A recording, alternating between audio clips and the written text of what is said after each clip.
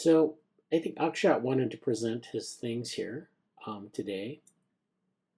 And Sarah's here because Sarah is the mentor for this project that we're going to be looking at here. So would you like to Yeah. share your screen? Okay, so I'd like to start with a brief introduction. I am Akshat and I am an electronics engineer. Like, I'm meant to be an electronics engineer. However, I have drifted a bit into AI and CS stuff because it honestly looks so interesting. And so I was looking through GSOC and found Oral Lab, and this project looked really interesting. So I've been contributing for past week now. So I'd like to, this is not my proposal by the way, I'd like to just talk about some issues that can be tackled before the proposal period actually starts. So the GSOC part actually is more focused rather than solving minor problems like these. So the current setup that was added yesterday, I think, yeah, it was added by Satya Kapadi, and he basically added a FIAS vector database which was updated every message, but that was too inefficient. It was taking very long. So I pointed that it should be done in batches of like 3 to 5 messages. That way, the FIAS database doesn't have to be updated after every single message because it is not actually updating. It is just deleting the entire thing and then it is rewriting with that one extra message. So that system was very inefficient. So I thought about this, and I'd just like to talk a bit about the current setup we have. One contributor agent sends a message in the conversational space, then it will be registered as a message, and that message will then wait until the batch finishes of, I think it was 3, but until those 3 messages don't come, it just waits, and then it is embedded into files and then it is retrieved. So this had two major problems. First is that it doesn't actually simulate a conversation, which is the aim of the project. And second problem I think is the chat history and the Git history. They are not connected. We are basically making two different environments where there is only chatting occurring in one and Git things occurring in another. These two are not connected. Now that is not how real developments work. In Slack, we generally link like I've sent this PR, I'm working on this issue. So I thought that is not what we are simulating. We are not doing that correctly. So here's my proposed context structure for the project. We basically have a message base where we will have sender content and whatever issues or PR it is trying to converse with. That way we actually have context, so LLM knows what to answer, how to answer, what is being talked about essentially. And then we have a PR database which will have ID. Now ID will act as the primary key to uniquely identify the PR or issue. Like we see in Git, we have issue number 108, we have issue number 68, PR this. So that way we can actually link Git and messages. Then the PR will have content, whatever it's trying to convey, and related lines of code. And I didn't actually think this hard enough, but I'm thinking we can also write lines of code in another part, which basically has pointers that this is the file we are talking about. This is where the related code starts. This is where the related code ends, and like that. So that way we are able to just send message. Then we can add some logic to also fetch the context provided in the PR and issues and etc. That way AI is able to converse more efficiently. Now, anyone have any thoughts about this? Yeah, hi Akshat. So when Yeah, you said the current scenario, did you mean something introduced by one of the recent PRs? yeah. It was introduced just yesterday, this part. Yeah, yeah, right. Okay, so were you the one that introduced this, or was it somebody Uh, else's PR? no, it was Satya, I think. I Okay, only reviewed it. I okay, just told one correction. He did most of the yeah, work. Yeah, okay, sure. Yeah, so I get your point. So the thing that you pointed out, right, that yes, we need to yes, have a connection between the yes, conversation space and the code space. yes, So yeah, so I like this idea as well. What you can do is on the GitHub only on the PR, you can suggest this, and then you can tell Satya, whoever it is that started the PR, that yeah, you are working on this part, so that you don't have code conflicts. Because if he is trying to work on something else, that yeah. will be an issue. So you can discuss with him, and maybe he will also have some ideas, so you can Okay, collaborate on the PR, and we'll keep reviewing that. okay. The PR is already made. I think I should open a new issue with this architecture Yeah, sure. proposed. Yeah, sure, sure, Yeah, sure. You can do that, and you okay, can also just tag the original contributor as well, and okay, link sure. the original PR. Yeah. Yeah, okay. Yeah. So now I'm moving on to the second problem, the memory system. See, I'm now thinking that we humans have basically two types of memory, short term memory and long term memory. Short term memory is whatever occurred in 15 or so minutes ago, and long term memory is the memories we have ever since our childhood.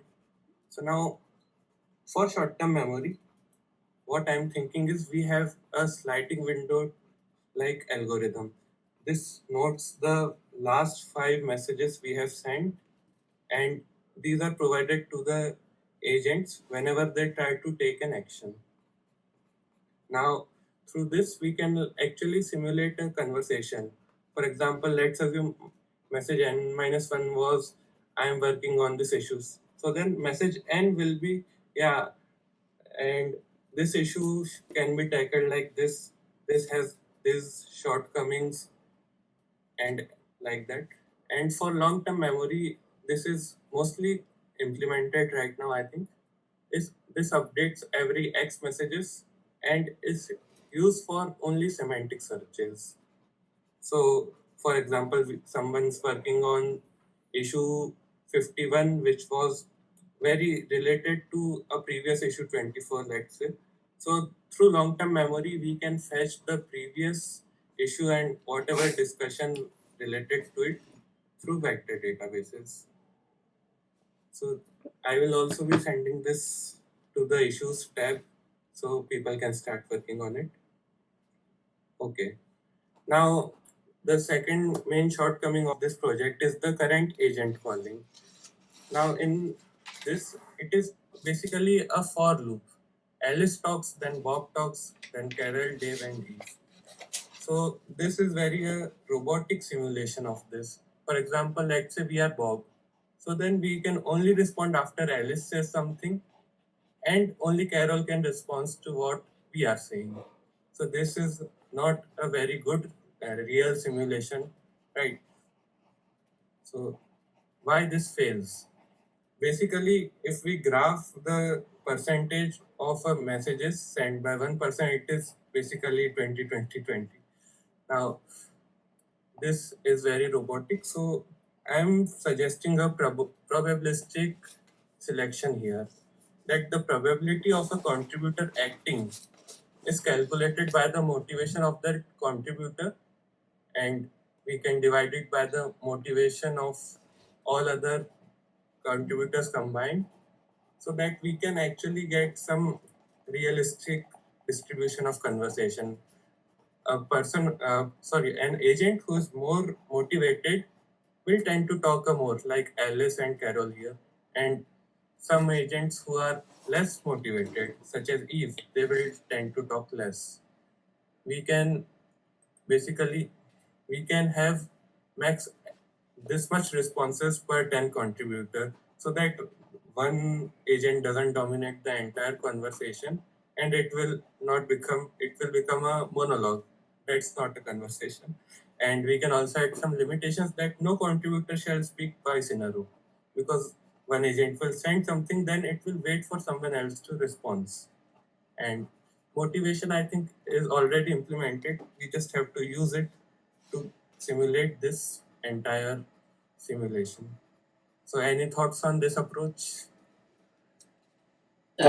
So to be clear, the way it's implemented now is sort of a serial conversation. Yes, it's Okay. a loop basically. Yeah. So Akshat,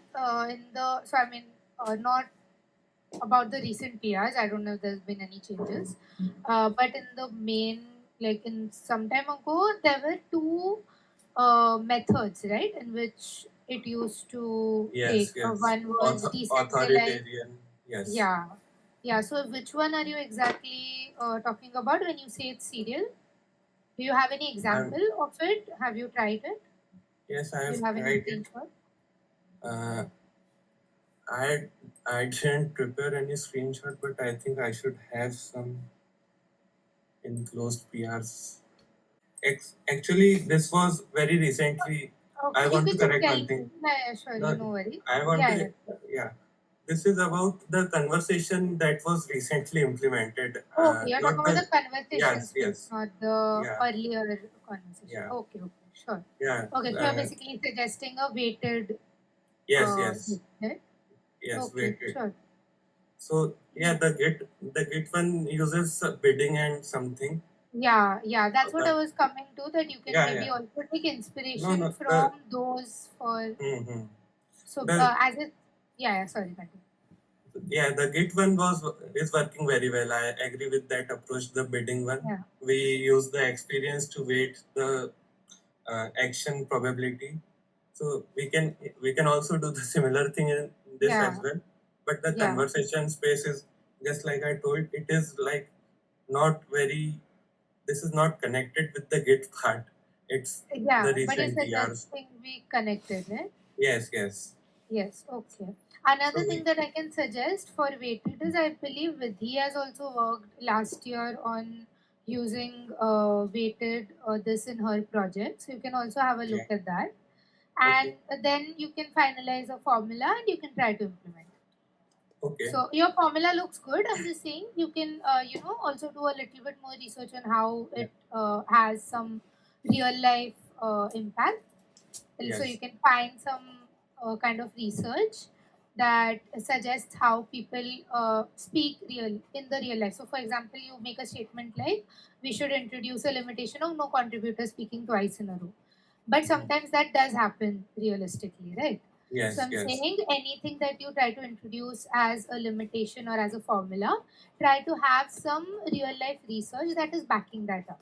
So, for Okay. example, that is why I brought up the authoritative and those models, because they are based on models that we have, observed that people fall into.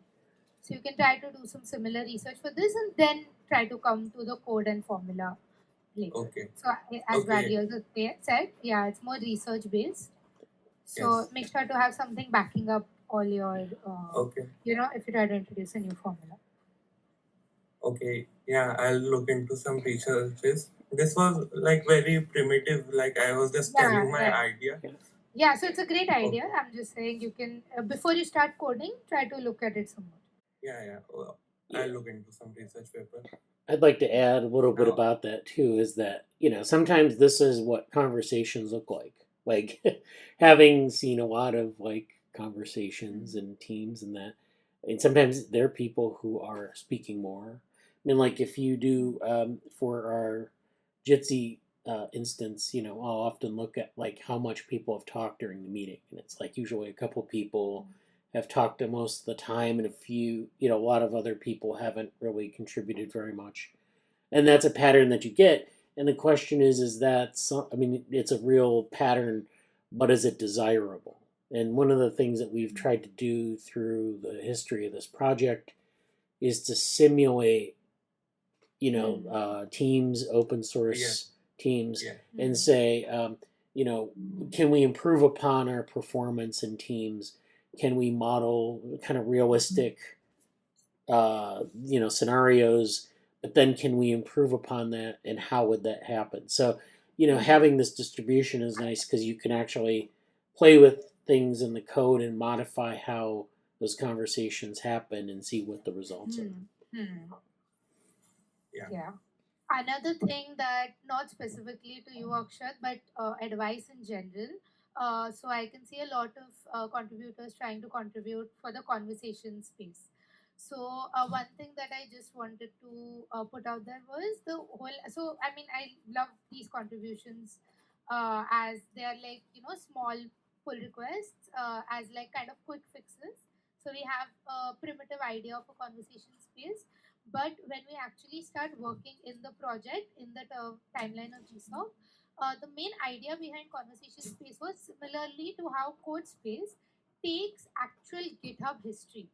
The whole idea behind conversation space wanted to be that it takes bit from organization's existing conversation, whether it is happening on Slack or whether it is happening on some other platform. It pulls that actual conversation, it pulls the actual contributors who are talking about it. The same way for Git, when we add the GitHub link, it takes that and then it goes through that. It takes the existing pull requests and then it works on making new ones. So the similar way for accurate simulation, what we want to do is take the existing data, take the existing contributors, analyze their behavior, and then simulate how they would act in the future. And so that is Yes. what. So this is a quite a complex. It requires integrations and it requires a lot of research. So Yeah, I it needs. obviously do not expect this in current PRs, but this is something that I would really encourage anybody who's all the contributors who will even look at this video. I would encourage you to start thinking about it, because apart from just your current PRs, the main thing that we'll be working on in the coming few weeks is your proposal. And in your proposal, you would like to propose what ideas you have for the entirety of the project duration. So yeah, just a suggestion on how to start thinking about it from now itself. Yeah, as I've also seen in the recent PRs, as Mr. Bradley mentioned, that LLMs are being used without understanding the code. Yeah. I think our repo is also suffering a bit from that. Yeah. So yeah, I mean, so the PRs are obviously, it's an open source repository. PRs are accepted, and then as as we also saw it happen, some PRs introduce some bugs, someone else points out those bugs. So that's where the whole collaboration aspect comes in. So that's fine. That's from an open source repository perspective. That's completely fine. But from a GSOC perspective, you do need to think a bit into the future and plan out your whole project. Yes, we need to reduce the technical debt from every PR we commit to the project, so Yeah. that less maintainability. Okay, now this part will be going to my PR. I just wanted to discuss uh, what is the current way, what is the best way to implement this entire model. Currently, we have a lot of steps: git clone, then we go into cd, we install some things, we install the requirements, we install olama, we get the docker running, we make an image, then we have to run that every time we try to start the project. So I'm now, this is only some food for thought, that Okay. we can also have basically a PyPI library, pip install LLMA with this project, and we can run it like UV icon if someone has used it. That we just type one command and it sets up itself on its own. So Okay. I'd like to write why should we use the pip. Firstly, it gives a lot of accessibility. We do not need a lot of setup and uh, coding knowledge to start working or inferring data from the framework. But this will also have some drawbacks, which I am telling in this slide. that the pip package will need a lot of work. The current project we have is a lot closer to being a full-fledged repository, which is only targeting a niche amount of people who want to research how conversation works and how well we can simulate it. We can like bring it a bit to more accessibility. However, this will need a lot of work. So we need to replace the ACR and Dockers with other alternatives, which may be light or doesn't need that much installation as we are doing currently in this project. And basically, allowing the pip installation will also attract more contributors, I think. Now, I haven't been much active in the open source space, but I believe making it more accessible will reduce the barrier for entry we have for contributors. Won't need they won't need to do through such tedious steps, and yeah, this way we can attract more contributors. But the way I think is will be much harder than if we just let it be a Yeah. rep. So Yeah. that was yeah. So any thoughts on this proposal? This Yeah. part will So be going into my proposal. I think yeah, it's a yeah. good idea. Yeah, it's definitely a great idea. It's definitely one of the things that we want to do to make it more accessible and more like a software that Hmm. people actually use, not just contributors, but even people who want to use it in their day to day actually Yeah. start using it. So that's one of the steps forward for sure. A pip library is also a very good idea. One of the things I would encourage you to start looking into is firstly, you are suggesting that we still install Olama manually and then run the pip package. Yeah. And so that's absolutely fine because Olama does need to be on your local system. Yes. One thing that we need to look into is how will we have the configuration. So if we make it a pip library, apart from Hmm. just making it, once it's installed, how will the user connect it to their local Olama? How will they bind Okay. that? Hmm. Second thing you need How to they try will to choose the model like choose the model, current? how they will, Yes. yeah, how they will make sure the pip package runs their local Olama. There will be configuration steps there, so you can Yes. start looking into that. And Hmm. secondly, you are, I think, suggesting that we don't have a local Docker image and we have something running on the Yeah. cloud. Some alternative. Yeah. Yeah. So you can. So I'm sure there are Docker cloud alternatives where we can have an image hosted, sort of. But Yes. we should start looking into that. If there are even also if you start looking into something hosted, if there are any costs associated, so Hmm. you should find out that as well. And we should try to make it easiest as well as something that is the most cost effective way because it is open Yes. source at the end of the day. Yes. Yes. So you can look into that and how all these configurations, like whether it is possible, and also if there are any alternatives to making it a pip library that make it easier to run with Yeah. Docker and Olama. Yeah. So you can look into that. So yes. Yeah. And, about the cloud part, I was thinking that we can also have an option to run it locally, but we Hmm. don't need as much setup as we need here. Like we can have a Python script to set that all up. So Docker image. Yeah. yes. Yeah, so Yeah. yeah, you can look into that as well. So you Hmm. can just start mapping out all your options and Okay. consolidating them. Okay. Yeah. Okay. Thanks a lot. So Bradley, that any thoughts? Uh, Oh, Sorry, Bradley, I thought you wanted to say oh something. yeah. So I had a technical question about this. So why do orgs use or why do packages use pip install over like install, or what's the advantage there? uh, most of the researchers and developers know Python the best, I believe, because it's an easily accessible language. And the current framework works entirely on Python. So that's why I wrote pip install. But Yeah. I I haven't actually mapped this up. I just wanted to collect thoughts that should I work in this direction. Oh well, yeah. I But mean, I guess it might be advantageous, like you said. Though there's a trade off between power users and Yes. casual users. So that's Yeah. what Yeah. is so what is the is pip for casual users more than for power users?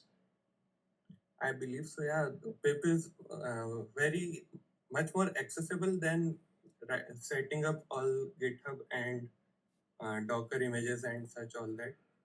So Yeah. pip does reduce it. We can also map it to an exe later on. I think that we just tap it and it works. Yeah.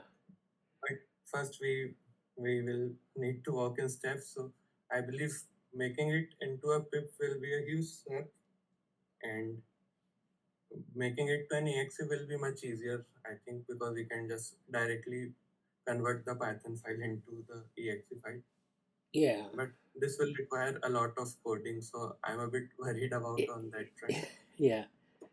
Well, no, I Yeah. think it's Yeah. eventually we'd like to have like different options for Hmm. doing installs and things, but yeah, I mean Yeah. it's I'd have to do more.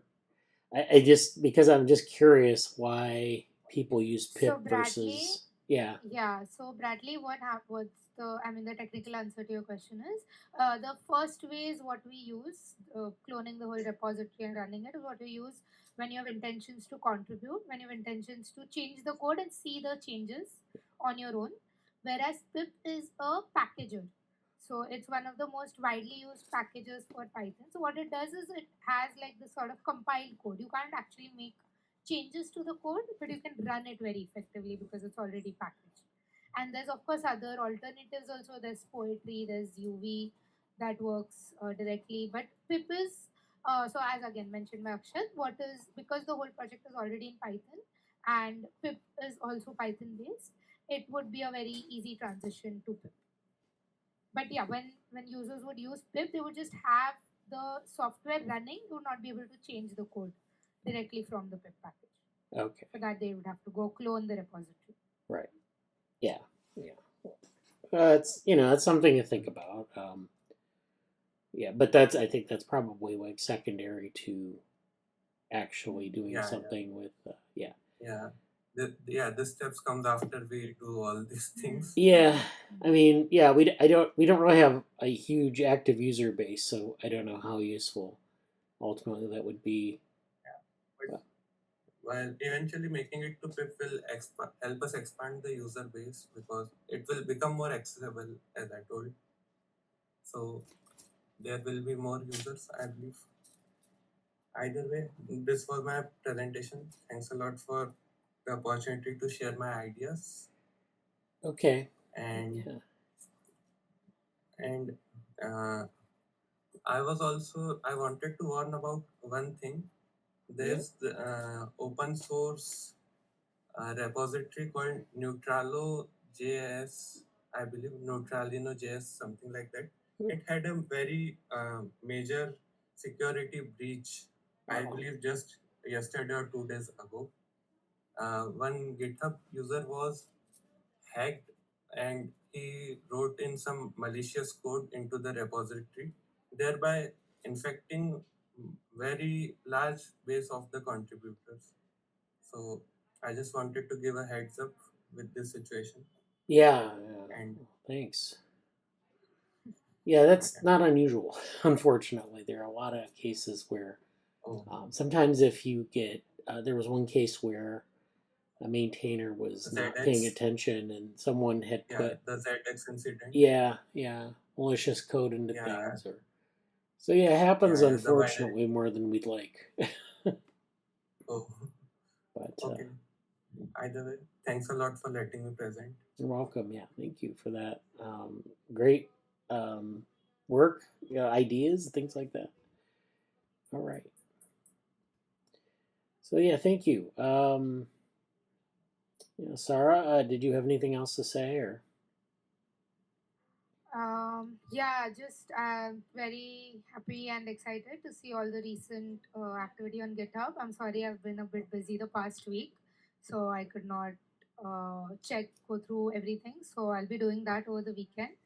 And yeah, to also to all the contributors, I think when we put this video up on YouTube, we can put it up in the GSOC channel as well. and encourage more of our contributors to join these meetings. So because apart from the PRs and the code, this is where we have the discussions, and these discussions is what will form the base of your proposals when you start writing them, which is quite an important part in the GSOC journey. So yeah, looking forward to having more contributors joining the meetings. Yeah, very good. Thank you. Thank you. Yeah. From my side. All right. So yeah, I see that Morgan and Jesse are here.